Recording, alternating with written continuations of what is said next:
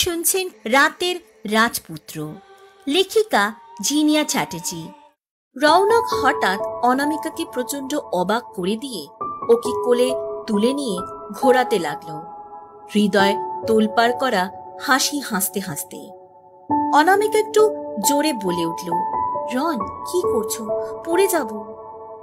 রৌনক হাসতে হাসতে বলল, আমি পড়তে দিলে তো, যতক্ষণ কথা না বলবে আমার সাথে আমি থামছি না। অনামিকা বলল, আচ্ছা আচ্ছা বলবো, এবার নামাও। রৌনক দুষ্টু হাসি হেসে বলল, না, আগে আমার একটা জিনিস চাই। আমায় তুমি দেবে, তারপর নামাবো। তুমি বলো কোথায় দেবে।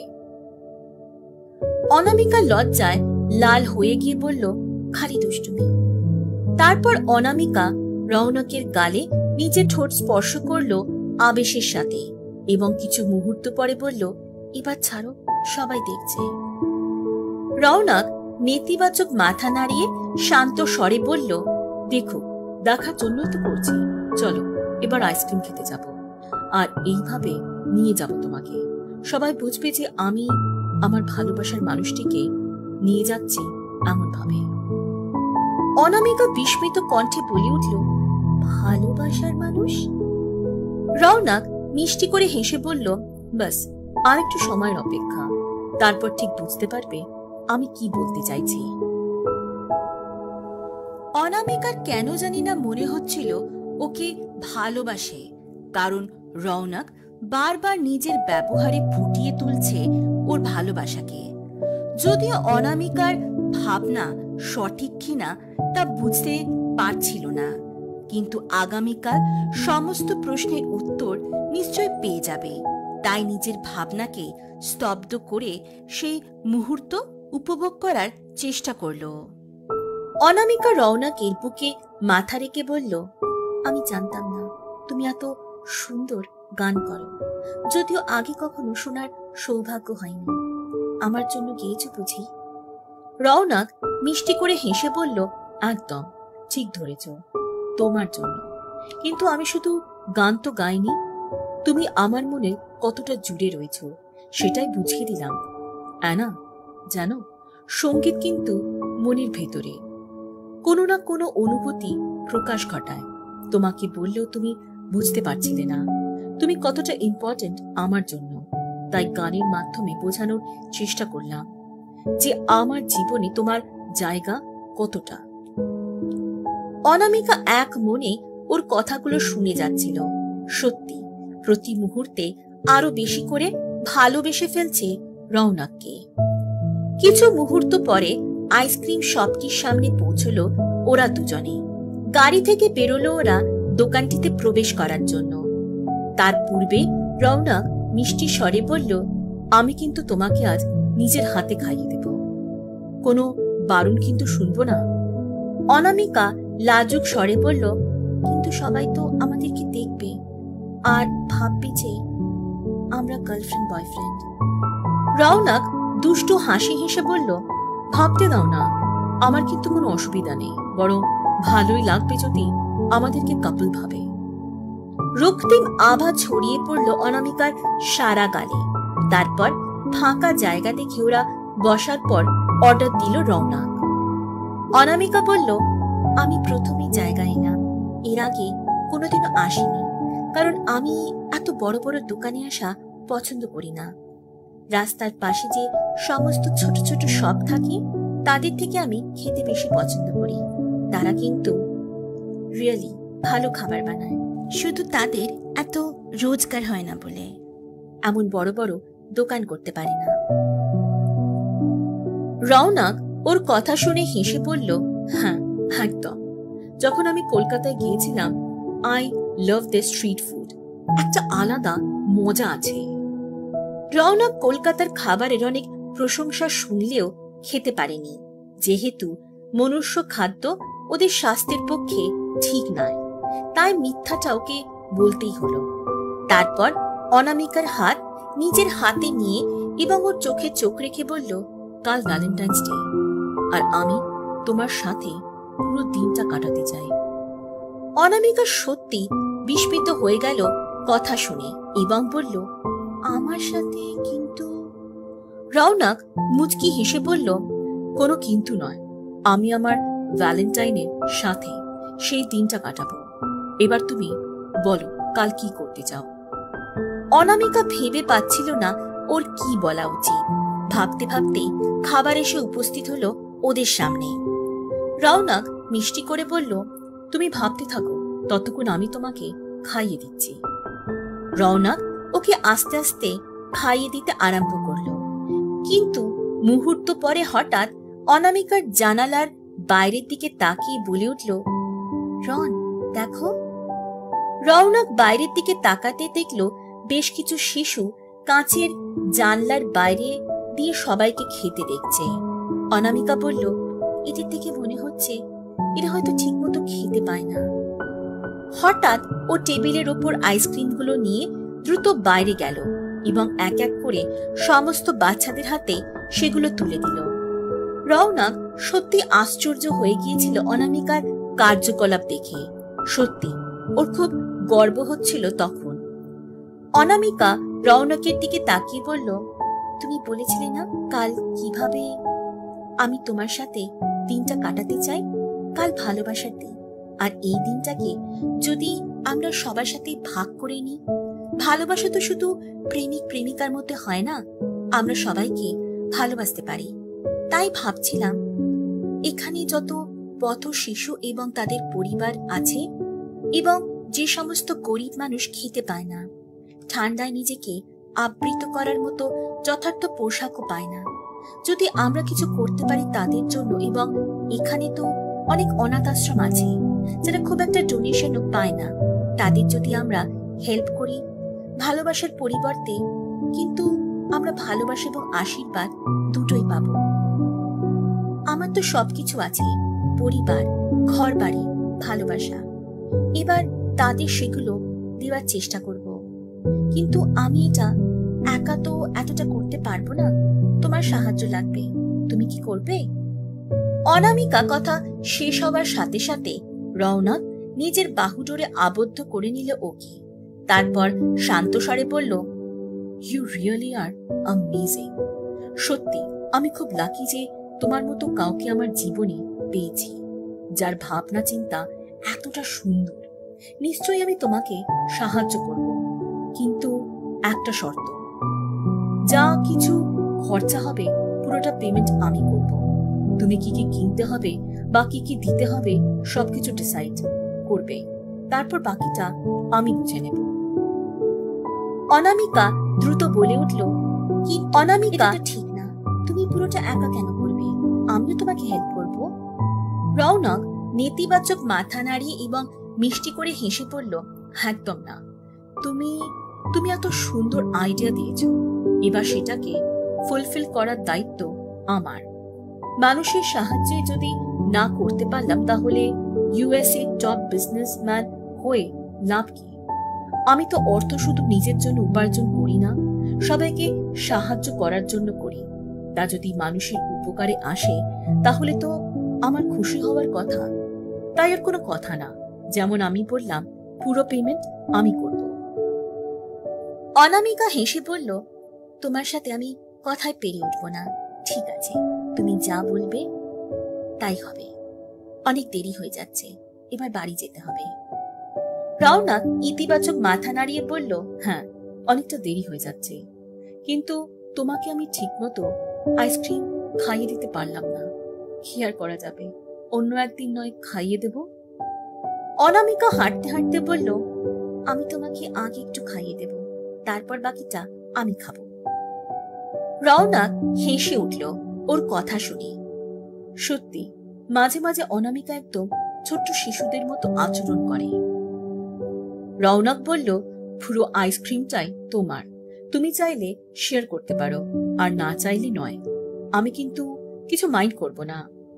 অনামিকা মিষ্টি করে বলল, আমি তো তোমার সাথে শেয়ার করে খাবো, 50-50। তারপর ওরা গাড়ির ভেতরে গিয়ে বসতে গাড়ি চলতে আরম্ভ করলো। রৌনক বলল, সাবধানে খেও, জামাতে যাতে না পড়ে। অনামিকা আদো আদো কণ্ঠে বলল, আগে আমি তোমাকে খাইয়ে দেব, তারপর আমি খাবো। রওনাক হেসে বলল, আচ্ছা ঠিক আছে, আমি কিন্তু একটুখানি খাবো। ওকে একটু আইসক্রিম খাইয়ে দেওয়ার পরে অনামিকা বাচ্চাদের মতো চিটির পুটে খেতে লাগলো, আর তা দেখে সশব্দে হেসে উঠল রওনাক। অ্যাপার্টমেন্টের সামনে পৌঁছতে গাড়ি থামলো ওর। তারপর অনামিকার মুখের দিকে তাকিয়ে শান্ত স্বরে বলল, কি অবস্থা করেছো তোমার মুখের? তুমি আইসক্রিম খেয়েছো না লাগিয়েছো? রওনাক ওর মুখটি মুছিয়ে দিয়ে বলল, আজ টিস্যু পেপার দিয়ে মুছিয়ে দিলাম। এরপর থেকে এটা দরকার হবে না, আমি যথেষ্ট। বেকার কোনো টিস্যু ওয়েস্ট করবো কেন? অনামিকা বুঝতে পারল না রওনাক কি বলতে চাইছিল। তুমি যথেষ্ট মানে? ও দুষ্টু হেসে বলল, মানে যখন সময় আসবে ঠিক বুঝিয়ে দেব। অনামিকা ওর মুখ দেখে বুঝতে পারল নিশ্চয়ই কিছু দুষ্টুমি চলছে রওনাকের মনে, এবং বলল, আমি জানি তুমি দুষ্টুমি করছো। তুমি কি বলতে চাইছিলে সেটা বুঝতে না পারলে আমি তোমার মুখ দেখে এটা বুঝতে পারলাম যে তুমি কতটা দুষ্টু হয়ে গেছো, সেটা ঠিকই বুঝতে পেরেছি। রওনাক মনে মনে বলল, এখনো তো দুষ্টুমি কিছুই দেখোনি ম্যাডাম, এবার প্রপোজ করতে দাও, তারপর বুঝবে দুষ্টুমি কাকে বলে।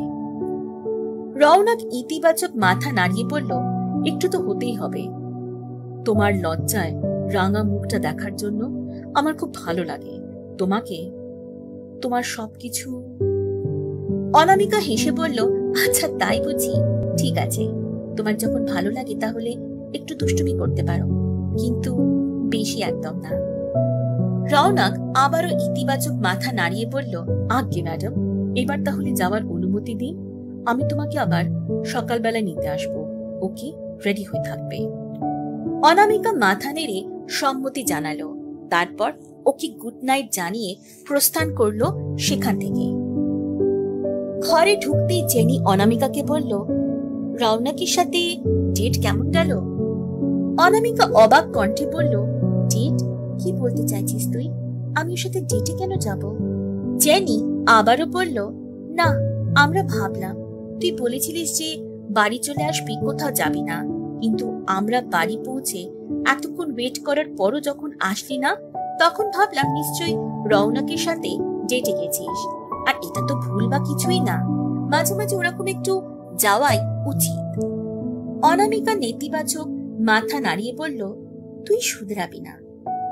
শাইনি দীর্ঘ নিঃশ্বাস ছেড়ে বলল, এটা একদম ঠিক বলেছিস না। হাসিতে ফেটে পড়ল ওরা তিনজনই। সময় বইতে লাগলো দেখতে দেখতে। যথাসময় খাবার খেয়ে তিনজন শুয়ে পড়ল। সন্ধ্যা থেকে ঘটে যাওয়া ঘটনাগুলো ভীষণভাবে দাগ কেটে দিয়েছিল অনামিকার মনে। ধীরে ধীরে নিজের ভাবনাকে স্তব্ধ করে ঘুমের দেশে পাড়ি দিল ও। অন্যদিকে ঘরে প্রবেশ করার সাথে সাথে রওনাক পরিবারের সদস্যদের আহ্বান করল গুরুত্বপূর্ণ আলোচনায় বসার জন্য। রিয়ালি দেবী বললেন, হ্যাঁ বল, কি হয়েছে?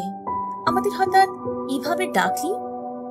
রওনাক শান্ত স্বরে বলল, মম ড্যাড বসো, কিছু কথা আছে। সিদ্ধার্থ বাবু বললেন, আচ্ছা ঠিক আছে। রওনাকের ঠাকুর দাদা সৌর্য বাবু, ওনার স্ত্রী সৌমিলি দেবী সঙ্গে ঘরে প্রবেশ করতে ও বলল, তোমরা এসে গেছো, শুধু দা ভাই আর বৌদি ভাই আসা বাকি। ওরা আসলেই আলোচনা স্টার্ট করব। কিছু মুহূর্ত পরে ওর দাদা রোশন, বৌদি ঐশী সেখানে উপস্থিত হলে আলোচনা আরম্ভ হলো। রওনা শান্ত স্বরে বলল, তোমাদের সবার সাথে আমার কিছু কথা আছে। ফাইনালি এত বছর পরে অ্যানা আবার এই বাড়িতে আসছে। আমি জানি সবাই খুব এক্সাইটেড, কিন্তু ওকে বুঝতে দেওয়া চলবে না যে আমরা ওকে অনেক আগে থেকে চিনি। সিদ্ধার্থ বাবু বললেন, সত্যি কত বছর পরে আমাদের অ্যানা মা এই বাড়িতে আসছে। এক্সাইটেড হওয়া খুব স্বাভাবিক, বাট আমরা চেষ্টা করব নিজেদের পুরোপুরি কন্ট্রোলে রাখার। রওনাক ইতিবাচক মাথা নাড়িয়ে বলল, ওর সাথে সাথে আরো কয়েকজন আসবে, তাই তারা যেন কোনো সন্দেহ না করতে পারে। এবার আসল কথাটা হলো, কোনোভাবেই কাউকে বুঝতে দেওয়া যাবে না আমাদের আসল পরিচিতির ব্যাপারে। তাই তোমরা পার্টিতে ইনভাইটেড সবাইকে জানিয়ে দেবে। আর দাদু ভাই ঠাম্মি, তোমরা সবার সামনে আমার বাবা মা হিসেবে ইন্ট্রোডিউস করবে। কাউকে বিন্দুমাত্র সন্দেহ করতে দেওয়া যাবে না এবং আজকে রাতের মধ্যেই সমস্ত ব্লাড সরিয়ে ফেলতে হবে। আমি যে রুমগুলো দরকার নেই সেগুলো লক রাখবো। রিয়ালি দেবী বললেন, চিন্তা করিস না, সব ঠিক হয়ে যাবে, কেউ কিছু জানতে পারবে না। এবার বল, তুই কি ভাবলি? কারোর সামনে না হোক, অনামিকার সামনে তোর আসল অস্তিত্ব আসার খুব দরকার। রওনক ইতিবাচক মাথা নাড়িয়ে বলল, জানি মা, আমি ঠিক সময়ের জন্য অপেক্ষা করছি, কিন্তু একটা ভয় আমাকে প্রতিনিয়ত কুড়ে কুড়ে খায় যে আবার আসল সত্যটা জানার পরে যদিও আমাদের সম্পর্কটা অস্বীকার করে, আবারও আমার থেকে অনেক দূরে চলে যায়। তুমি জানো, ওকে আমি হারিয়েছিলাম আমার এই পরিচিতির জন্য। মাঝে মাঝে এই অস্তিত্বকে অভিশাপ মনে হয়। এবার কিছু হয়ে গেলে আমি বেঁচেও মরে যাব মা।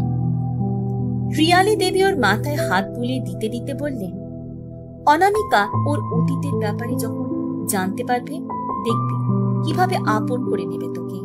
শুধু আমরা নয়, সবাই চায় তোরা এক হো। তার আগে তোকে সবটা জানাতে হবে ওকে, তোর আসল অস্তিত্ব, তোর আসল পরিচয়ের ব্যাপারে, যে তুই শুধু সাধারণ কোনো ভ্যাম্পায়ার না, তার থেকে অনেক বেশি কিছু। তোর উপর কত দায়িত্ব আছে সব জানতে হবে ওকে। পারবি তো?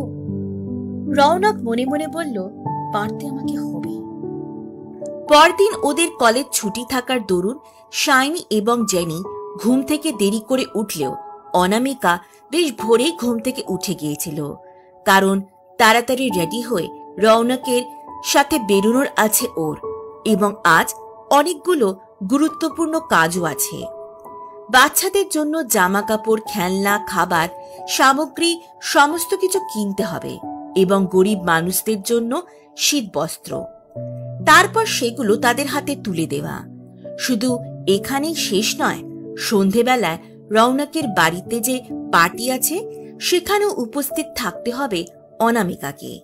আজকের দিনটা সত্যি ভীষণ ব্যস্ততার মধ্যে দিয়ে কাটবে ওর। অনামিকা রেডি হয়ে ব্রেকফাস্ট বানাতে আরম্ভ করল, কারণ রওনক যে কোনো মুহূর্তে চলে আসতে পারে। ইতিমধ্যে শাইনি এবং জেনিও উঠে গিয়েছিল। অনামিকাকে এত সকাল সকাল ব্রেকফাস্ট বানাতে দেখে শাইনি বলল, কি রে, আজ তো কলেজ নেই, তাহলে এত সকাল সকাল?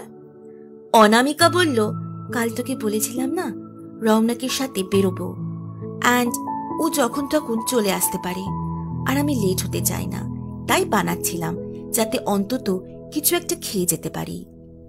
শাইনি এবং জেনি ইতিবাচক মাথা নাড়ালে অনামিকাকে সাহায্য করতে আরম্ভ করলো ওরা। ব্রেকফাস্ট তৈরি হতেই খেতে বসলো ওরা একসাথে। জেনি খুশি মনে বলল, অনেকদিন পর অ্যানার হাতে রান্না খাচ্ছি। সত্যি, যাই বল, তুই রান্নাটা কিন্তু ব্যাপক করিস। খাওয়া শেষ হতেই হঠাৎ কলিং বেলের আওয়াজ শুনতে পেল ওরা। অনামিকা বলল, নিশ্চয়ই রন এসেছে। শাইনি ইতিবাচক মাথা নাড়িয়ে বলল, ওকে, আমি দেখছি। শাইনি গিয়ে দরজা খুলতেই রওনক একগাল হাসি হেসে বলল, গুড মর্নিং, অ্যানা কি রেডি হয়ে গেছে? শাইনি হেসে বলল, গুড মর্নিং, হ্যাঁ, ও রেডি হয়ে গেছে। তুমি ভেতরে আসবে না? রওনক নেতিবাচক মাথা নাড়িয়ে বলল, না, আজ আর ভেতরে আসবো না, তাড়াতাড়ি গিয়ে আবার তাড়াতাড়ি ফিরতেও হবে। বুঝতেই পারছো তো, বিকেলে পার্টি আছে, তাই অনেক দায়িত্ব। অনামিকা কিছু মুহূর্ত পরে দরজার সামনে উপস্থিত হয়ে বলল, চলো, আমি রেডি। তারপর শাইনি ও জেনিকে বিদায় জানিয়ে সেখান থেকে প্রস্থান করল ওরা। কিছু মুহূর্তের পরে অবশেষে একটি বিশাল আকারের 5 তলা মলের সামনে উপস্থিত হল ওরা দুজনে। রওনক বলল, এখান থেকে শপিং করব, এটা শহরের সব থেকে ভালো মল, আমি চাই তুমি যখন কাউকে কিছু গিফট করছো সেটা যেন বেস্ট হয়। তোমার যা যা লাগবে তুমি সব নিয়ে নিও। আর আমি তো বলেছি পেমেন্ট আমি করব, তাই কোনো কিছু চিন্তা করবে না। অনামিকা ইতিবাচক মাথা নাড়িয়ে সম্মতি জানালো। তারপর ভেতরে প্রবেশ করে অনামিকা কেনাকাটা শুরু করল। বাচ্চাদের জামা কাপড়, খেলনা, বড়দের জন্য শীত বস্ত্র এবং নিয়মিত পরার জন্য কিছু জামা কাপড় কিনছিল। তখনই হঠাৎ রৌনক বলে উঠল, তুমি কন্টিনিউ করো, আমি একটু ওদিকটা দেখে আসছি। অনামিকা বলল, ঠিক আছে তুমি যাও, আমি ততক্ষণে যা কিছু বাকি আছে সেগুলো কিনে নিই। রৌনক সেখান থেকে বেরিয়ে অন্যান্য দোকানগুলো ঘুরে দেখছিল। কাল ওর জীবনের একটি অত্যন্ত গুরুত্বপূর্ণ দিন। আগামীকাল রৌনক নিজের মনের কথা জানাবে অনামিকাকে, আর তাই একটা সুন্দর ড্রেস কিনতে চায় ও, কালকের বিশেষ দিনটাকে আরো সুন্দর করে তোলার জন্য। ও জানে অনামিকা নিজেকে পুরোপুরি সাধারণ রাখার চেষ্টা করে, খুব মূল্যবান কিছু খুব একটা পছন্দ করে না। কিন্তু রৌনক নিজের জীবনের সব থেকে অমূল্য উপহারের জন্য মূল্যবান কিছু দিতে চায়। চলতে চলতে হঠাৎই থমকে দাঁড়ালো রৌনক। যা চেয়েছিল অবশেষে তা পেয়ে গেছে ও। সেই দোকানটিতে প্রবেশ করে রৌনক বলল যে ও সব থেকে সুন্দর ড্রেসটি কিনতে চায়, তা যতই মূল্যবান হোক না কেন। অবশ্য কেনার পর ও জানালো যে এই ড্রেসটি একটি ঠিকানায় পাঠিয়ে দিতে হবে আজকের মধ্যে। আশা করবে যে উপহারটি সময় মতো সঠিক ঠিকানায় পৌঁছে যাবে। দোকানটির মালিক ওকে ভরসা দিয়ে বললেন যে কোনো কিছু ভাবতে হবে না, ওর কথা মতো উপহারটি ঠিক পৌঁছে যাবে। কিছু মুহূর্ত পরে অনামিকার কাছে ফিরে এসে বলল, তোমার হয়ে গেছে নাকি আরো কিছু কেনার আছে? যদি থাকে তাহলে আমি ওয়েট করছি। অনামিকা নেতিবাচক মাথা নাড়িয়ে বলল, না চলো, যা যা দরকার ছিল সব কেনা হয়ে গেছে। বিল মেটানোর পর এবং মলের কর্মচারীদের সাহায্যে সমস্ত ব্যাগগুলি গাড়ির ভেতর রাখার পরে ওরা সেখান থেকে প্রস্থান করল। অনামিকা গাড়ির ভেতরে বসে বলল, যেন ওখানে সবাই খুব অদ্ভুতভাবে তাকিয়েছিল আমার দিকে। তারপর আমি যখন জিজ্ঞেস করলাম, ওরা বলল, আমি তোমার গার্লফ্রেন্ড কিনা। তুমি কারোর সাথে কি আগে এখানে এসেছো? তোমাকে সবাই খুব ভালোভাবে চেনে। রৌনক হেসে বলল, তাই নাকি? এখানে সবাই আমাকে চেনে কারণ আমি অনেকবার এসেছি আমার ফ্যামিলির সাথে, আর এই প্রথম আমি এমন কারোর সাথে আসলাম যে খুব তাড়াতাড়ি আমার পরিবারের সদস্য হতে চলেছে। অনামিকা বিস্মিত হয়ে তাকিয়ে ছিল রৌনকের দিকে। সত্যি ও মাঝে মাঝে এত বিস্মিত করে দেয় অনামিকাকে যে ও বুঝতেই পারে না কি বলা বা কি করা উচিত। সেদিন অনেকক্ষণ কেনাকাটার পর শপিং মল থেকে বেরিয়ে ওরা দুজনে সোজা চলে গিয়েছিল সেই সমস্ত পথ শিশু এবং তাদের পরিবারের কাছে। তাদের হাতে পোশাক, খেলনা, খাবার এবং প্রয়োজনীয় সমস্ত দ্রব্য সামগ্রী তুলে দিয়েছিল একে একে, এবং তারপর বেশ কিছু অনাথ আশ্রমের বাচ্চাদের হাতে পোশাক এবং খেলনা তুলে দিয়েছিল। শুধু তাই নয়, প্রত্যেকটা আশ্রমে অনেক টাকা ডোনেশন দিয়েছিল ওরা। অনামিকা নিজে কিছু দিতে চাইলেও পুরো টাকাটাই রৌনক দিয়েছিল। অবশেষে বিকেলবেলা অ্যাপার্টমেন্টের সামনে পৌঁছল ওরা দুজন। রৌনককে বিদায় জানিয়ে অনামিকা ঘরে প্রবেশ করতেই জেনি বলল, অ্যানা, তোর জন্য কেউ গিফট এসেছে, জানি না কে পাঠিয়েছে, বাট তুই যখন বাড়ি ছিলি না তখনই আসলো। অনামিকা কনফিউজড হয়ে বলল, তাই নাকি? দেখা আমাকে, কি পাঠালো দেখি। শাইনি বলল, এখন দেখতে হবে না, রাতে এসে দেখবি। অনেকটা কাজ করে এসেছিস, একটু রেস্ট নিয়ে নে। কিছুক্ষণ পরে রন আবার চলে আসবে, আর তোকে রেডিও করতে হবে। তারপর অনামিকাকে টিজ করে আবারও শাইনি বলল, হ্যাঁ, তার মধ্যে অ্যানাকে শাড়ি পরিয়ে দিতে হবে, রনের রিকোয়েস্ট বলে কথা। ওর কথা শুনে রক্তিম আভা ছড়িয়ে পড়ল অনামিকার সারা মুখে। তারপর আদো আদো করে বলল, কেন আমাকে রিকোয়েস্ট করতে যাবে কেন? হয়তো এমনি বলেছে। শাইনি বলল, এমনি বলুক বা রিকোয়েস্ট করুক, রন যখন কিছু বলেছে আমি জানি অ্যানা তা করবেই। কিছু মুহূর্ত বিশ্রাম নেওয়ার পরে শাইনি এবং জেনি সাজিয়ে দিতে আরম্ভ করলো অনামিকাকে। ও খুব সুন্দর লাল রঙের একটা শাড়ি পরেছিল আজ। হালকা সাজ ও গয়না এবং খোলা চুলে অপূর্ব সুন্দরী ও মোহময়ী লাগছিল ওকে। জেনি বলল, সত্যি আজ আনাকে যা সুন্দর লাগছে, রন দেখবি কথাই বলতে ভুলে যাবে।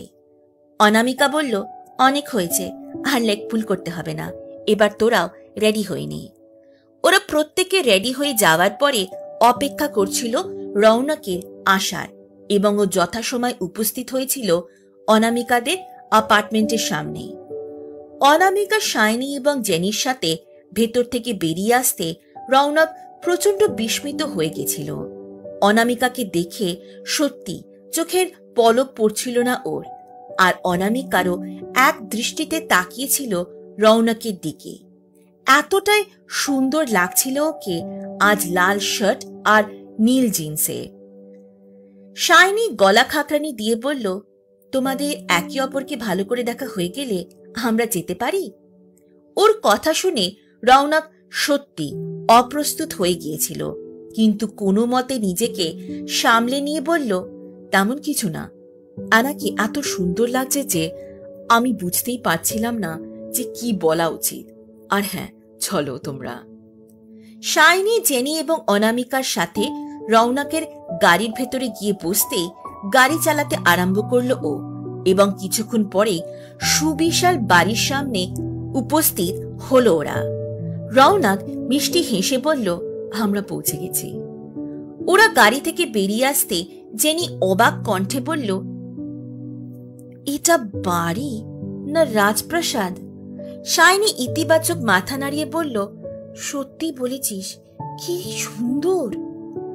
রৌনক ওদের কথা শুনে হেসে বলল, শুধু বাড়ি বাইরে থেকে দেখলে হবে, ভেতরেও তো যেতে হবে।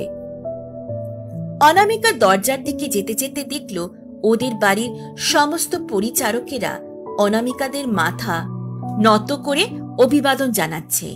ভেতরে প্রবেশ করার সাথে সাথে সবার দৃষ্টি গিয়ে পড়ল অনামিকার উপর।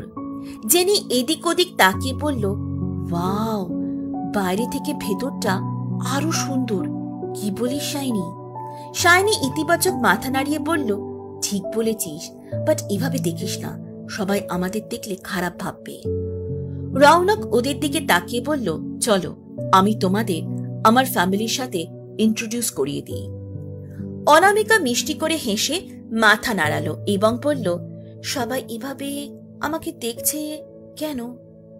রৌনক মুচকি হেসে বলল, কারণ তোমাকে এতটাই সুন্দর লাগছে যে কেউ তোমার দিক থেকে নজর ফেরাতেই পারছে না। অনামিকা ইতিবাচক মাথা নাড়িয়ে ওর মুখের কথা বিশ্বাস করলেও শাইনি কেন জানি সন্দেহ হচ্ছিল। অবশেষে ওরা রৌনকের পরিবারের সামনে এসে উপস্থিত হলো। রৌনক রিয়ালে দেবীর কানে কানে বলল, মম, তোমার বৌমাকে নিয়ে এসেছি। তারপর মিষ্টি করে হেসে বলল, মম, ড্যাড, দা ভাই, বৌদি ভাই ও অ্যানা। অনামিকার দিকে তাকিয়ে কথাটি শেষ করার পর শাইনি এবং জেনির দিকে তাকিয়ে বলল, আর অ্যানার দুই best friend, shiny and jenny. তারপর আবারও অনামিকার দিকে তাকিয়ে একে একে ওর সবার সাথে পরিচয় করিয়ে দিল। ও ঠাকুরদা এবং ঠাকুরমাকে নিজের বাবা মা এবং মা বাবাকে দাদা বৌদি হিসেবে, যাতে কারোর কোনো সন্দেহ না হয়। তবুও শাইনির মনে সন্দেহ দানা বাঁধছিল। ক্রমশ ভাবছিল, এত সুন্দর কি করে কেউ হতে পারে? রৌনকের পরিবারের সমস্ত সদস্য অপূর্ব সুন্দর। শুধু শাইনি নয়, অনামিকার মনেও একই সন্দেহ দানা বাঁধছিল। কিন্তু ওনাদের তো এই বিষয় জিজ্ঞেস করা যায় না, কারণ জিজ্ঞেস করলে সেটা খুবই খারাপভাবে দেখাবে। অনামিকা ওর মা বাবার শিক্ষা অনুযায়ী ওনাদের প্রণাম করতে গেলে সৌমিলি দেবী ওকে বুকে জড়িয়ে বলল, কি করছো তুমি? তোমার জায়গা তো আমাদের বুকে, অ্যানা। খুব ভালো লাগছে তুমি এসেছো। রিয়ালি দেবী ওর গালে হাত রেখে বললেন, খুব মিষ্টি লাগছে আমাদের অ্যানাকে, কিন্তু এবার বুঝতে পারছি রন যা বলেছিল তোমার ব্যাপারে তার থেকে অনেক অনেক সুন্দর তুমি।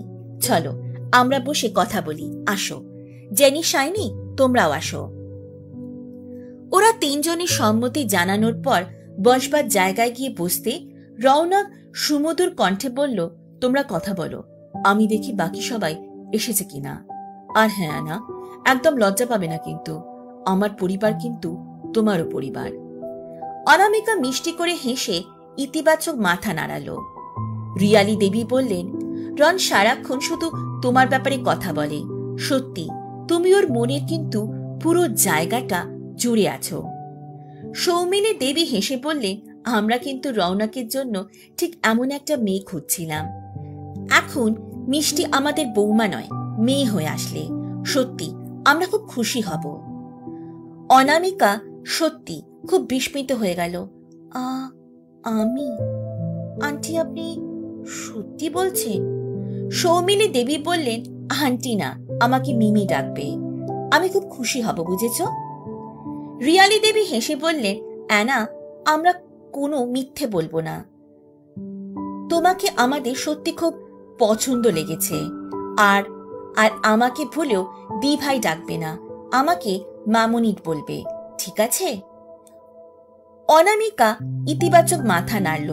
সত্যি ও খুবই লজ্জা পাচ্ছিল ওনাদের কথা শুনে। শাইনি এবং জেনি এক মনে ওনাদের কথা শুনছিল।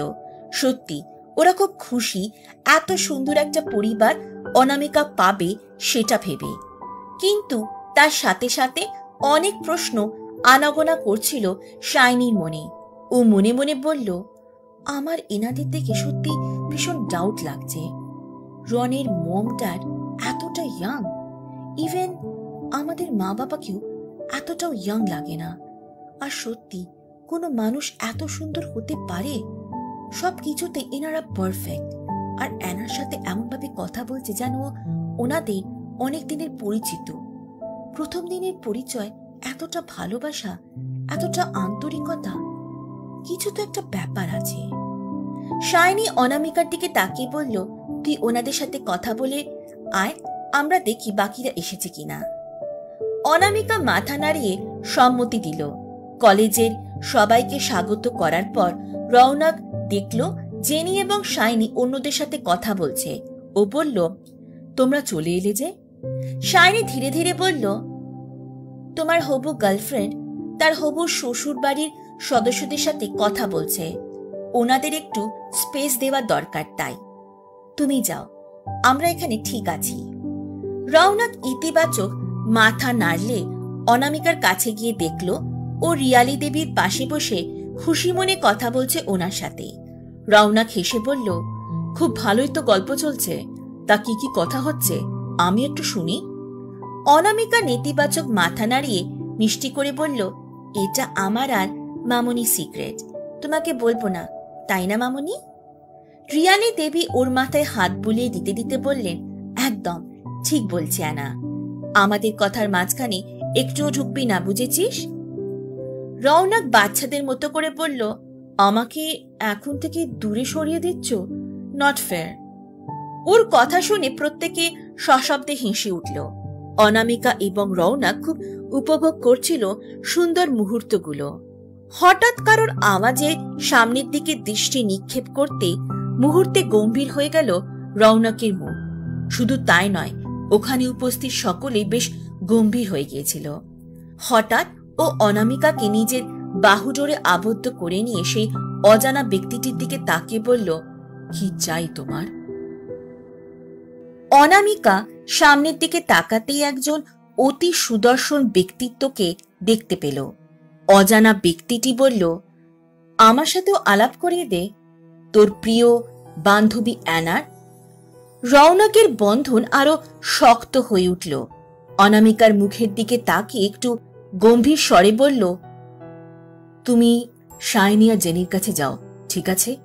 আমি কথা বলে আসছি। অনামিকার মুখের দিকে দেখে বুঝতে পারছিল যে কোনো কারণে রেগেছিল রৌনক, তাই আর কিছু বিন্দুমাত্র কথা না বাড়িয়ে এবং ইতিবাচক মাথা নাড়িয়ে সেখান থেকে প্রস্থান করল। রৌনক নিজের জায়গা থেকে উঠে দাঁড়িয়ে বলল, এখানে কেন এসেছিস? সেই অজানা ব্যক্তিত্ব সশব্দে কুরুর হাসি হেসে বলল, কেন? আমার ছোট ভাইয়ের সাথে দেখা করতে এসেছি। তুই আমাকে পার্টিতে ইনভাইট করলি না, তাই আমি নিজেই চলে আসলাম। তা আমাদের সবার প্রিয় রাজকুমার রন কেমন আছে? তারপর অনামিকার দিকে আর চোখে তাকিয়ে বলল, দেখে তো মনে হচ্ছে নিজের প্রেমিকার সাথে ভালোই প্রেম করছিস। তা নিজেই সবটুকু স্বাদ নিবি না আমাকেও একটু নিতে দিবি? শেষ কথাটি রৌনকের দিকে তাকিয়ে বলল সেই ব্যক্তিত্বটি। রৌনক তার সামনে দাঁড়িয়ে এবং গম্ভীর কণ্ঠস্বরে বলল, অ্যানাকে ছোঁয়ার চেষ্টা করলে দুঃস্বপ্নেও ভাবতে পারবি না তোর সাথে আমি কি কি করব। তোকে লাস্টবারের মতো ওয়ার্ন করছি বিক্রম, অ্যানার থেকে দূরে থাকবি। বিক্রম আবারও সশব্দে হেসে উঠে বলল, ও তাই বুঝি? তা তুই কি করবি আমার সাথে? কিচ্ছু করতে পারবি না। এবারেও যা করার আমি করব। তুই কি চাস বলতো? সবকিছুতে তুই পেয়ে যাবি আর আমি দাঁড়িয়ে দাঁড়িয়ে দেখব। রাজ সিংহাসন তোর হয়ে যাবে, অ্যানা তোর হয়ে যাবে, আমাদের সবার লিডার, সবার কিং তুই হয়ে যাবি। সবাই তোর কথায় উঠবে বসবে। আমি তা কি করে হতে দিতে পারি বল? আমার ছোট্ট ভাই আমার চোখের সামনে সব পাবে আর আমি কিছু না? না না, এটা কি করে সম্ভব? তাই এক এক করে তোর সবকিছু আমি কেড়ে নেব। আর এখন যে এত অ্যানা অ্যানা করছিস, তোর কি মনে হয় তোর আসল সত্যটা জানার পর ও তোকে ভালোবাসবে? যেভাবে তোকে আঁকড়ে রেখেছিল ঠিক সেইভাবে তোকে ছুঁড়ে ফেলে দেবে। যেভাবে তোকে আজ ভালোবাসছে ঠিক সেইভাবেই তোকে ঘৃণা করবে। রৌনক আবারও গম্ভীর কণ্ঠে বলল, আমি জানি অ্যানা কোনোদিন এমন করবে না। আমি নিজের থেকে ওকে বেশি বিশ্বাস করি। ওর দিকে তাকিয়ে বিক্রম বলল, তোর বিশ্বাসে তো সবকিছু হবে না। আমি শুধু সেই দিনটার অপেক্ষায়, যেই দিনে অ্যানা নিজের থেকে তোকে ছেড়ে চলে যাবে। তারপর প্রথমে আমি তোকে মারব। দেন মনে আছে তো, এর আগেও কিছু করতে পারিসনি। কে বলতে পারে হয়তোবা তাই হবে। রৌনক ওর দিকে তাকিয়ে শান্ত কণ্ঠে বলল, পারবি না। তুই যদি ভাবিস আমি সেই রন রয়ে গেছি, তাহলে খুব ভুল ভাববি। আগে সেই আমি আর এখনকার আমিতে অনেক তফাৎ। আগের বার ওকে আমি বাঁচাতে পারিনি, এটা যেমন সত্যি, তেমন এইবার অ্যানাকে ছোঁয়ার চেষ্টা করলে তোকে যে আমি বাঁচতে দেব না, এটাও ততটাই সত্যি। আর অ্যানা আমাকে ভালোবাসে। ও আমার সাথে থেকে তোর প্রত্যেকটা কথাকে মিথ্যে প্রমাণ করে দেবে। নাও গেট আউট। সিদ্ধার্থ বাবু বললেন, আমরা চাই তুমি এখানে আর কোনোদিনও আসবে না। এবার আসতে পারো। বিক্রম ওনার দিকে তাকিয়ে বলল, হ্যাঁ নিশ্চয়ই চলে যাব, কিন্তু খুব তাড়াতাড়ি আবার দেখা হবে। তারপর সেখান থেকে দ্রুত প্রস্থান করল বিক্রম। ওখানে উপস্থিত প্রত্যেকে বোঝার চেষ্টা করছিল যে কি ঘটছিল। শাইনি বলল, রন আর ওর ফ্যামিলিকে দেখে মনে হচ্ছে ওনারা কোনো কারণে রেগে আছে। জেনি ইতিবাচক মাথা নাড়িয়ে বলল, হ্যাঁ আমারও তাই মনে হচ্ছে, বাট আমরা তো কোনো কিছু শুনতে পেলাম না, তাই বলা যাচ্ছে না যে কি হয়েছে।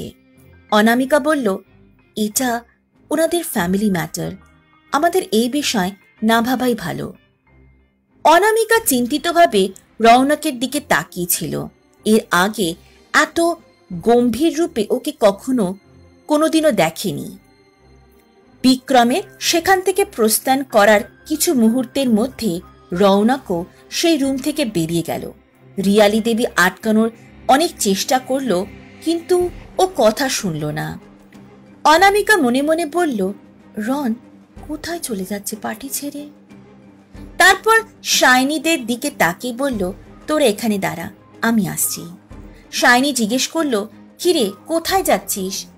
অনামিকা একটু চিন্তিত কণ্ঠে বলল, দেখলি তো রন হঠাৎ করে চলে গেল। ওর মুখ দেখে খুব টেন্সড মনে হচ্ছিল। আমি দেখে আসছি ঠিক আছে কিনা। শাইনি ইতিবাচক মাথা নাড়িয়ে বলল, ঠিক আছে যা। তারপর মনে মনে বলল, সত্যি তুই যে কতটা ভালোবাসিস রনকে তা ভালো করে বুঝতে পারছি আমি। অনামিকা দ্রুত রিয়ালি দেবীর কাছে গেল। মামুনি, রন কোথায় গেল? ঠিক আছে তো? উনি একটু চিন্তিত স্বরে বললেন, অ্যানামা গিয়ে দেখো না একটু। আই থিঙ্ক রন ওর রুমেই আছে। হঠাৎ মন খারাপ করে ভেতরে চলে গেল। তুমি গিয়ে ওকে একটু বোঝাও না। অনামিকা ইতিবাচক মাথা নাড়িয়ে বলল, ঠিক আছে মামুনি, আমি ভিতরে গিয়ে দেখছি। তুমি একদম চিন্তা করো না, ওকে? কিন্তু ওর রুমটা? রিয়ালি দেবী অনামিকাকে রৌনকের রুম দেখিয়ে দেওয়ার পরে ও শীঘ্রই সেই রুমের সামনে উপস্থিত হল। দরজায় নক করার পর খুলে ভেতরে ঢুকতেই দেখল ঘরটি পুরোপুরি অন্ধকার।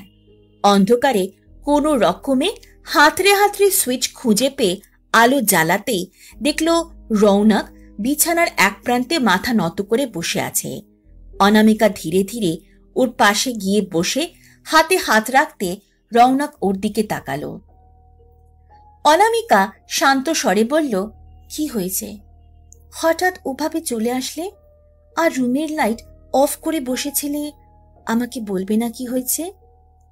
হঠাৎ ওকে প্রচন্ড অবাক করে দিয়ে অনামিকাকে নিজের বাহুডোরে আবদ্ধ করে নিল রৌনক। অনামিকা ওকে শক্ত করে জড়িয়ে ধরে বলল, আমার রনির কি হয়েছে? তুমি যদি আমাকে না বলো আমার তো খুব চিন্তা হবে, তাই না? হঠাৎ রৌনকের শরীরের কম্পন অনুভব করল অনামিকা এবং ওর মুখের দিকে তাকাতেই বিন্দু বিন্দু অশ্রু অনামিকার গালের উপর পড়ল। বিস্ফোরিত চোখে তাকিয়ে রইল ও রৌনকের মুখের দিকে। অনামিকার বিশ্বাসই হচ্ছিল না যে রৌনক কাঁদছিল। অনামিকা দ্রুত ওর চোখের জল মুছে দিয়ে বলল, তুমি কাঁদছ? কি হয়েছে? আমাকে না বললে আমি কি করে বুঝবো বলো তো? এভাবে কেন কাঁদছ?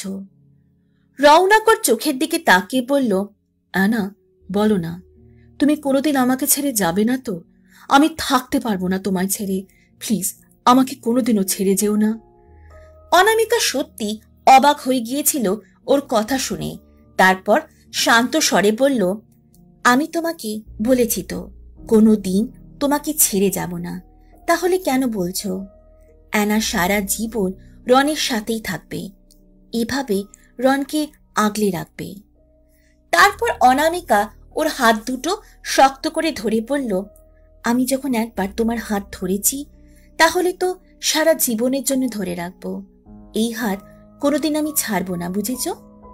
রৌনক অনামিকার হাতটি নিজের হৃদয়ের ওপর রেখে বলল, তুমি যদি কোনোদিন আমার থেকে দূরে চলে যাও সেই দিনই এই হৃদয় চিরদিনের মতো স্তব্ধ হয়ে যাবে।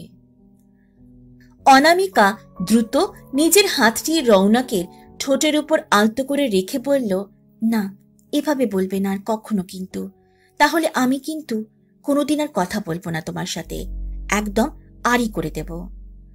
চোখ থেকে অশ্রু গড়িয়ে পড়ল অনামিকার গালের উপর। ও সত্যি কোনোভাবেই রৌনককে হারাতে চায় না। রৌনক অনামিকার হাতের উপর পরম আবেশের সাথে স্পর্শ করল নিজের ঠোঁটটি। তারপর ওর অশ্রু মুছিয়ে দিয়ে এক দৃষ্টিতে তাকিয়েছিল অনামিকার চোখের দিকে, আর অনামিকাও হারিয়ে গিয়েছিল রৌনকের চোখের গভীরতায়।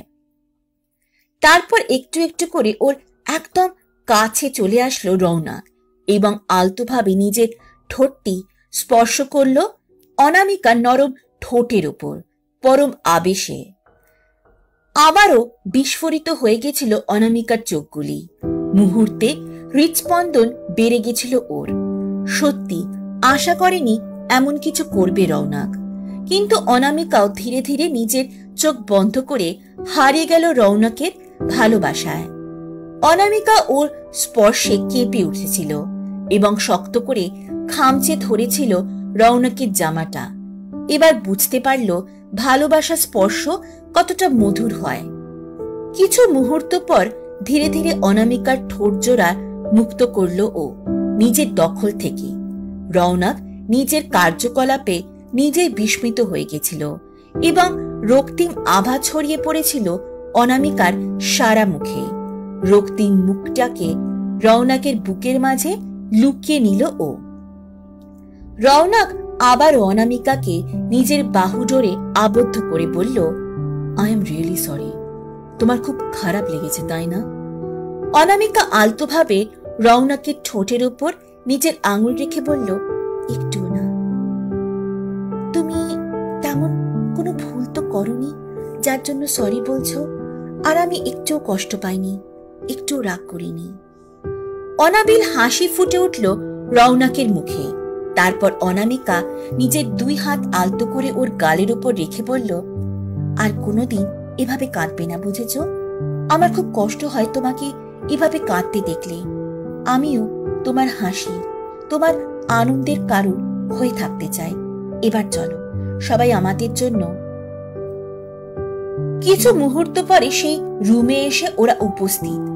এখানে সবাই আনন্দ করছিল একসাথে। রিয়ালি দেবী ওদের কাছে গিয়ে বললেন, এখন কেমন আছিস? ভালো লাগছে আগের থেকে?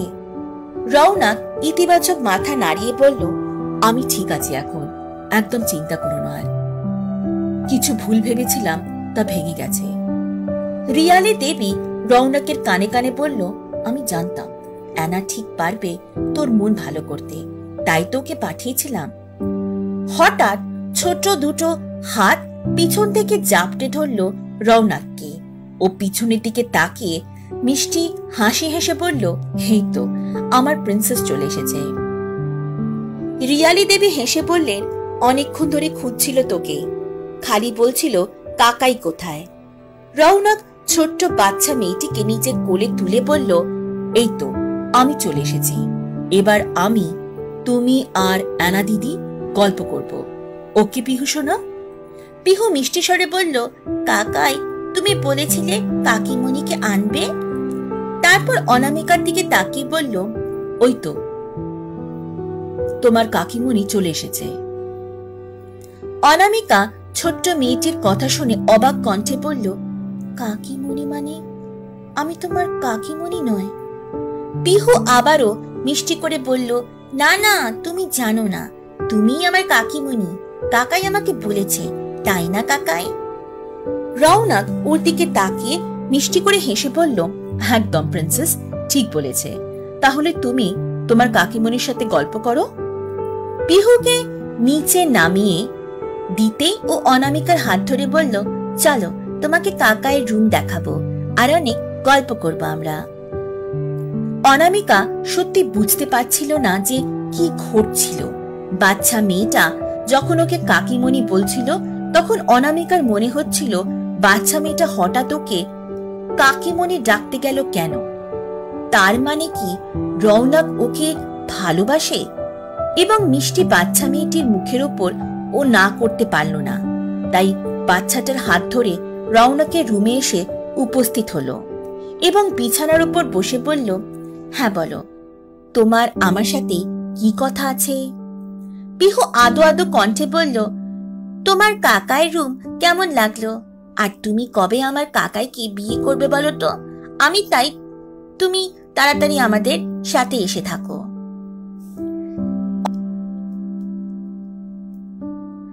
অনামিকা একটু আগে এই রুমে আসলেও এতটা ভালোভাবে খেয়াল করেনি এই রুমটাতে কি সুন্দরভাবে সমস্ত কিছু গোছানো। হঠাৎ ওর কথাগুলো শুনে অনামিকা পিহুর দিকে তাকিয়ে বলল, পিহু, তুমি কি বলতে চাইছো? আমি তোমার কাকাইকে কেন বিয়ে করব?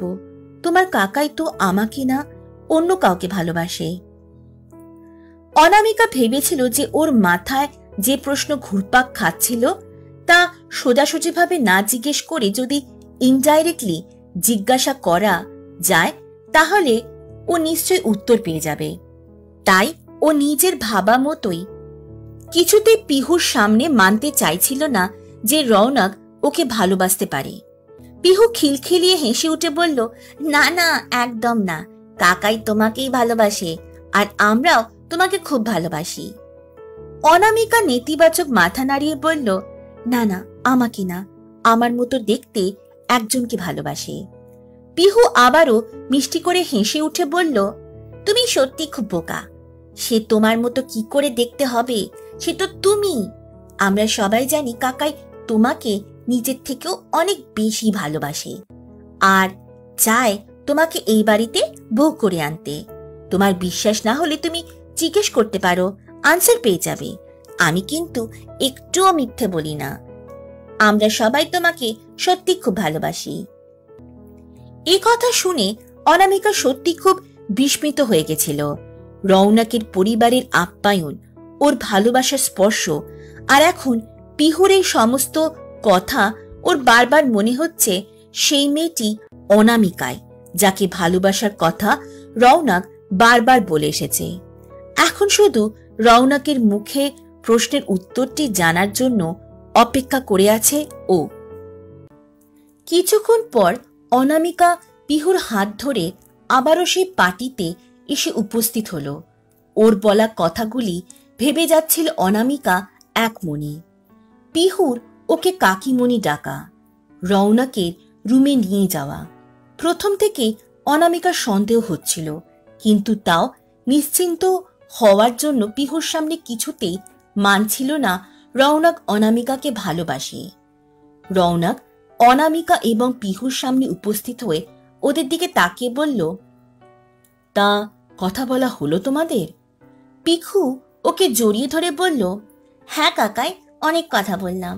আর জানো, কাকিমণি খুব বোকা, কিছুই বুঝতে পারছিল না, তাই আমি সব বুঝিয়ে দিয়েছি। রৌনক মিষ্টি করে হেসে বলল, প্রিন্সেস, এমনভাবে বলতে নেই। তোমার কাকিমণি খুব ইনোসেন্ট, তাই দেখো কত ভালো ফ্রেন্ড হয়ে গেছে তোমার, তাই না? আর খুব ভালো কথা যে তুমি সব বুঝিয়ে দিয়েছ। এবার তুমি তোমার মায়ের কাছে যাও, আমি তোমার কাকিমণির সাথে একটু কথা বলি। পিহু ইতিবাচক মাথা নাড়িয়ে দৌড়ে ওর মায়ের কাছে চলে গেল। অনামিকা এক দৃষ্টিতে তাকিয়েছিল রৌনকের দিকে। যে ভালোবাসার জন্য ও এত অপেক্ষা করেছে, অবশেষে বুঝতে পারছে তা ওরই। রৌনক শান্ত স্বরে বলল, কি দেখছো এমন ভাবে? অনামিকা মিষ্টিভাবে বলল, তোমাকে দেখছি। ওর কথা শুনে রৌনক সশব্দে হেসে উঠে বলল, ও আচ্ছা, তাই বুঝি? আমাকে এত সুন্দর দেখতে নাকি? তা কি কথা হলো তোমাদের দুজনের? এটাও সিক্রেট না বলা যাবে? অনামিকার মন চাইছিল ওকে সব কথা বলতে তখনই, কিন্তু তারপর ভাবল, না, এতজনের সামনে না, আলাদা একান্তে কথা বলবে। অনামিকা হেসে বলল, এখন সিক্রেট আছে, বাট শেয়ার করব তোমার সাথে। রৌনক মিষ্টি করে হেসে বলল, তাহলে তো আমি খুবই লাকি বলতে হবে, তুমি ফাইনালি তোমার সিক্রেট আমার সাথে শেয়ার করছো। এবার তাহলে যাওয়া যাক, শাইনি আর জেনি তোমার জন্য অপেক্ষা করছে। অনামিকা ইতিবাচক মাথা নাড়িয়ে শাইনি এবং জেনির উদ্দেশ্যে রওনা হতেই কিছু মেয়ে ওকে ঘিরে ধরল এবং তাদের মধ্যে থেকে হঠাৎই একজন অনামিকাকে জড়িয়ে ধরে বলল, কেমন আছিস? তুই জানিস তোকে কতদিন পর দেখলাম? অনামিকা প্রচন্ড বিস্মিত হয়ে গেছিল এবং ওর অবাক চাহনি দেখে মেয়েটি দ্রুত নিজেকে সামলে নিয়ে বলল, অ্যানা প্লিজ, কিছু মনে করো না, আসলে তুমি হুবহু আমার বোনের মতো দেখতে, তো তাই নিজেকে সামলাতে পারিনি। আর সত্যি কথা, রন এত কথা বলেছে তোমার ব্যাপারে, খুব এক্সাইটেড হয়ে গিয়েছিলাম তাই। রৌনকও প্রথমে কিছুটা বিস্মিত হয়ে গেলেও পরে বলে উঠল, অ্যাকচুয়ালি ও ঠিক বলেছে, তুমি সত্যি ওর বোনের মতোই দেখতে, তো তাই কিছু মনে করো না। অনামিকা হেসে মাথা নেড়ে বলল, না না, ঠিক আছে, আমি একটু সারপ্রাইজড হয়ে গিয়েছিলাম, আর কিছু না। সরি বলার কোনো দরকার নেই, হতেই পারে আমি আপনার বোনের মতো দেখতে। আপনি চাইলে আমাকেও নিজের বোন ভাবতে পারেন, আমি খুশি হব। রৌনক মনে মনে ভাবছিল, সত্যি কতটা সহজে অচেনা কাউকে নিজের আপন করে এমন ভাবে। এত তাই নিষ্পাপ তুমি, আর এই জন্যই তো এতটা ভালোবাসি তোমাকে। যে এই ভালোবাসার কাছে হয়তো পৃথিবীর সবকিছু হার মেনে যাবে। রওনাকের সাথে ওখান থেকে প্রস্থান করতে যাওয়ার সময় অনামিকার চোখ আটকে গেল অন্যদিকে। একজন অত্যন্ত রূপসী যুবতী করুণ দৃষ্টিতে ওর দিকে তাকিয়েছিল। তারপর অন্যদিকে ঘুরে হয়তো চেষ্টা করল নিজের অশ্রু লোকাবার। রওনাককে ও বলল, রন, ওদিকে দেখো, ওই লেডি, আই থিঙ্ক ওনার কোনো প্রবলেম হয়েছে। তুমি গিয়ে একটু দেখো না কোনো প্রবলেম হয়েছে কিনা। আমি ওয়েট করছি, তুমি কথা বলে আসলে একসাথে যাব। রওনাক সম্মতি জানিয়ে ওনার কাছে উপস্থিত হয়ে বলল, মাম, তুমি আবার কাঁদছো? দেখো, অ্যানা কিন্তু দেখছে, তোমাকে এভাবে কাঁদতে দেখলে ও সন্দেহ করবে। অচেনা যুবতীটি মাথা নেড়ে বলল, এতদিন পর আমার অ্যানাকে দেখলাম, কিভাবে চোখের জল আটকায় বলতো। সবাই মিলে ওকে কেড়ে নিল আমাদের থেকে। ঠিক আছে, চিন্তা করিস না একদম, ও কিছু বুঝতে পারবে না, তুই ওর খেয়াল রাখ। রওনাক মাথা নাড়িয়ে শান্ত স্বরে বলল, তুমি চিন্তা করো না, এবার আমি কিছু হতে দেব না। আমাদের কাছেই থাকবে, আমাদের সাথেই থাকবে। তার জন্য যা যা করতে হবে আমি সব করব। প্লিজ কেঁদো না, আমি চাই না।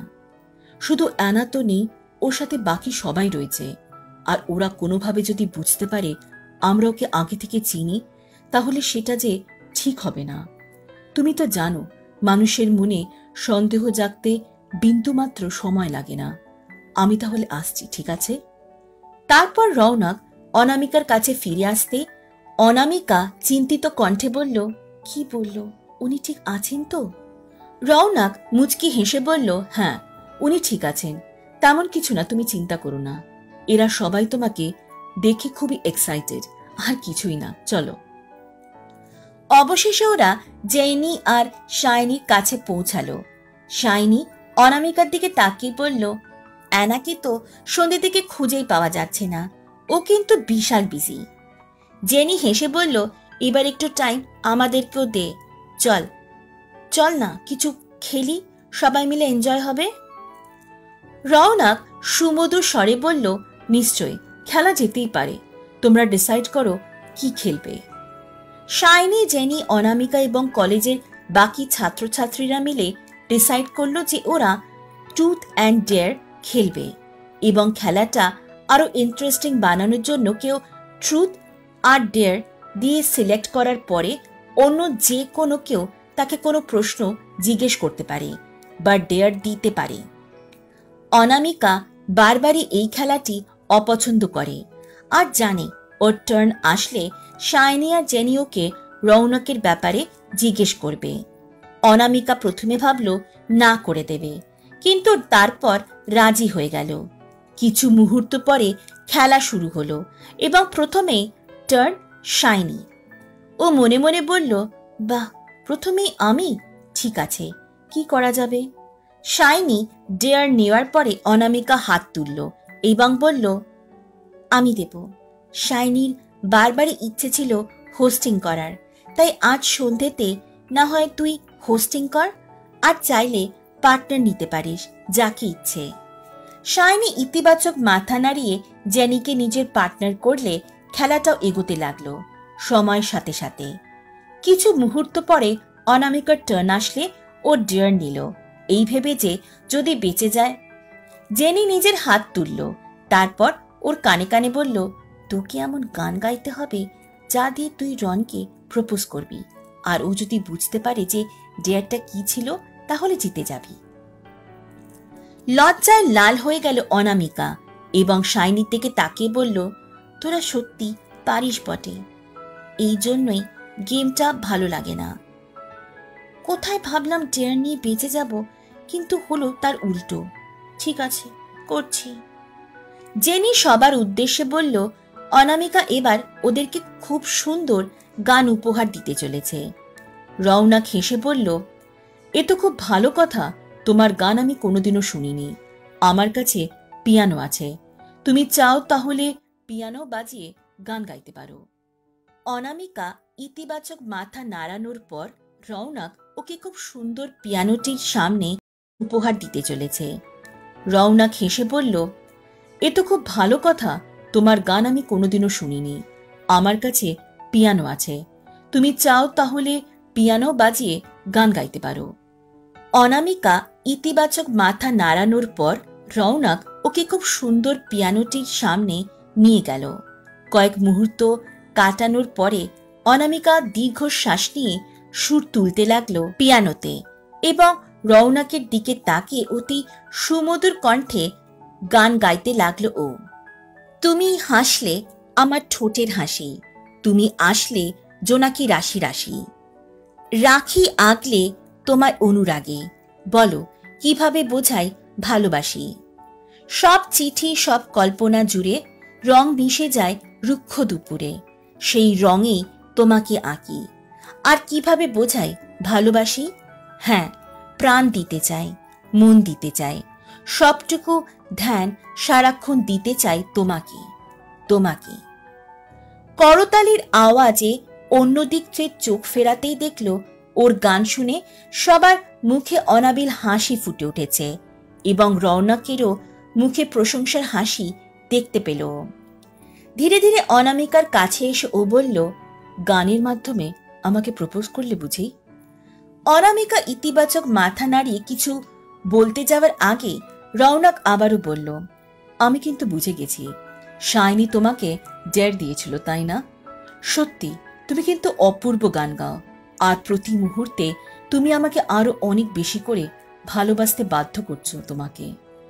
অনামিকা আবারও বিস্মিত হয়ে রওনকের দিকে তাকিয়েই ছিল কিছুক্ষণ, কিন্তু পরক্ষণে নিজেকে সামলে নিল। আবার খেলা আরম্ভ হলো। সবাই খুব আনন্দ উপভোগ করছিল খেলাটির মাধ্যমে। হাসি ঠাট্টা আড্ডায় জমজমাট হয়ে উঠেছিল পরিবেশ। এবং সব শেষে রওনকের টার্ন আসলে এবং ডেয়ার নেওয়ার পরে শাইনি নিজের হাত তুলে বলল যে এবার ও ডিসাইড করবে যে রওনককে ডেয়ার হিসেবে কি করতে হবে। রওনক ইতিবাচক মাথা নাড়িয়ে বলল, হ্যাঁ ম্যাডাম, বলুন কি করতে হবে আমাকে? শাইনি মুচকি হেসে বলল, বেশি কিছু না, জাস্ট ডান্স করতে হবে, কিন্তু একটা টুইস্ট আছে। অনামিকার সাথে ডান্স করবে, আর ওর পা যেন ফ্লোর টাচ না করে। অনামিকা হঠাৎ বলে উঠল, এই আমাকে এবার টানছিস কেন? আমার তো হয়ে গেছে। জেনি মিষ্টি করে হেসে বলল, না সোনা, রওনক একা একা নাচবে আর তুমি বাদ যাবে, সেটা কি করে হয় বলো? রওনকের তো সেটা ভালো লাগবে না, তাই না? রওনক সশব্দে হেসে উঠে বলল, এটা কিন্তু জেনি একদম ঠিক বলেছে, তোমার সাথে ডান্স করতে পারলে আমি সত্যি খুব খুশি হব। অনামিকা ঠোঁট ফুলিয়ে বলল, তুমি সারাদিনই ওদের সাথে মিশে মিশে ওদের মতো দুষ্টু হয়ে গেছো, শুধু আমাকে লেগ পুল করার টাইম চাই। অনামিকার কথা শুনে সশব্দে হেসে উঠল ওরা এবং রওনক ওর কানে ধীর স্বরে বলল, একদম না, আমি কিন্তু সারাটা দিন তোমার সাথেই কাটাই আর তোমাকে আদর করার টাইম চাই। তারপর অনামিকার হাত ধরে সেই রুমের ঠিক মাঝখানে গিয়ে দাঁড়ালো রওনক এবং ওর ইশারাতে হঠাৎই ঘরের সমস্ত আলো নিভে গেল। দুজনের ওপর স্পটলাইট পড়া ঠিক পূর্বে এবং মিষ্টি সুরে গান বেজে উঠল। রওনক বলল, তুমি কি আমার পায়ের উপর দাঁড়িয়ে ডান্স করতে পারবে আমার সাথে? অনামিকা ইতিবাচক মাথা নাড়িয়ে রওনকের কথা মতো ওর পায়ের উপর দাঁড়ালো এবং ওর চোখে চোখ রেখে বলল, তোমার কোনো অসুবিধে হচ্ছে না তো? রওনক মিষ্টি হেসে বলল, কষ্ট কেন, তোমার ছোঁয়ায় আমি শুধু ভালোবাসা অনুভব করি। এবং একে অপরের সাথে গা ভাসিয়ে দিল ওরা সুরের সাগরে। কিছু মুহূর্ত পরে রওনক বুঝতে পারল যে অনামিকার পক্ষে ওভাবে দাঁড়িয়ে থাকা আর সম্ভব হচ্ছিল না, তাই অনামিকা এবং বাকি সবাইকে অবাক করে দিয়ে কোলে তুলে নিল রওনক। একে অপরের চোখে আবার হারিয়ে গেল ওরা দুজনে। বুঝতে পারল না কখন গান থেমে গেছে। হঠাৎ করতালির আওয়াজে সম্বিত ফিরল ওদের দুজনের। ধীরে ধীরে মাটির ওপর দাঁড় করালো অনামিকাকে। হঠাৎ রিয়ালি দেবীর কণ্ঠস্বর শুনে সবাই ওদের দিকে তাকালে উনি বললেন যে রাত হয়ে গেছে, এবার সবার ডিনার সেরে নেওয়া উচিত। রওনা শান্ত স্বরে বলল, হ্যাঁ, বুঝতে পারিনি। তোমার তো খিদেও পেয়েছে না, তুমি ডিনার করে নাও। অনামিকা ওর চোখে চোখ রেখে বলল, রন, তোমার সাথে আমার কিছু কথা আছে, ইম্পর্টেন্ট, আর তারপরে আমি ডিনার করব। রওনক ইতিবাচক মাথা নাড়িয়ে বলল, হ্যাঁ বলো না, কি কথা আছে? অনামিকা শান্ত স্বরে বলল, শাইনি বলছিল যে তুমি আজকে সেই মেয়েটির সাথে মিট করাবে, কিন্তু আমি তো তাকে দেখতেই পাচ্ছি না। এখানে আমি মোটামুটি সবাইকে চিনি, আমাদের কলেজে যতজন আছে, আর তুমি বলেছিলে যে সে আমাদের কলেজে পড়ে, তাহলে সে কি আসেনি? রওনক আলতোভাবে অনামিকার হাত নিজের হাতের মধ্যে নিয়ে এবং ওর চোখে চোখ রেখে বলল, সে তো এসেছে অনেক আগেই, সবার সাথে অলরেডি পরিচয় হয়ে গেছে, তোমার সাথে হয়নি বুঝি? অনামিকার হৃদস্পন্দন ক্রমশ বেড়ে যাচ্ছিল রওনকের কথাগুলি শুনে। ওর মনে হচ্ছিল এবার অবশেষে ওর মনের অনুভূতিগুলো জানতে পারবে। অনামিকা তারই অপেক্ষা করছিল, কিন্তু তাও সেটা রওনককে বুঝতে দিতে চাইল না। অনামিকা বলল, তাই, কিন্তু সে কোথায়? আমি তো তার সাথে দেখা করতে পারলাম না। রওনক মুচকি হেসে বলল, সে তো আমার কাছে আছে, আমার পাশে আছে, তুমি তাকে দেখতে পাচ্ছ না বুঝি? আমার চোখের দিকে তাকাও তুমি, তাকে নিশ্চয়ই দেখতে পাবে। তার চোখে চোখ রেখেই তো আমি কথা বলছি, তার হাতের স্পর্শ অনুভব করছি এই মুহূর্তে। সেই তো আমার ভালোবাসার মানুষ, আমি তাকে খুব খুব ভালোবাসি। লাল আভা ছড়িয়ে পড়ল অনামিকার সারা মুখে। নিজেকে সামলে নেওয়ার কথা ভেবেছিল, কিন্তু রওনকের কথাগুলো শুনে কয়েক গুণ বেড়ে গেল ওর হৃদস্পন্দন। অনামিকা আর ওর চোখে চোখ রাখতে পারছিল না, লজ্জা গ্রাস করেছিল ওকে। তারপর রওনক ওর কানে ধীর স্বরে বলল, কাল বিকেলে রেডি হয়ে থেকো, তোমাকে একটা স্পেশাল জায়গায় নিয়ে যাব, সেখানে তোমাকে ভালোবাসায়, তোমাকে আদরে সবকিছু না হয় আরেকবার বুঝিয়ে দেব। অনামিকা ইতিবাচক মাথা নেড়ে সেখান থেকে দ্রুত চলে গেল রিয়ালি দেবীর কাছে। শাইনি রওনকের সামনে এসে ওর দিকে তাকিয়ে বলল, অ্যানা হঠাৎ ওভাবে লজ্জা পেয়ে চলে গেল, তুমি কিছু বলেছ নাকি? আমাদের জন্য দাঁড়ালো না? শাইনি জানতে চাইলে রওনক কথাটি বলতেই প্রচন্ড পরিমাণে বিস্মিত হয়ে গেল ও নিজেও।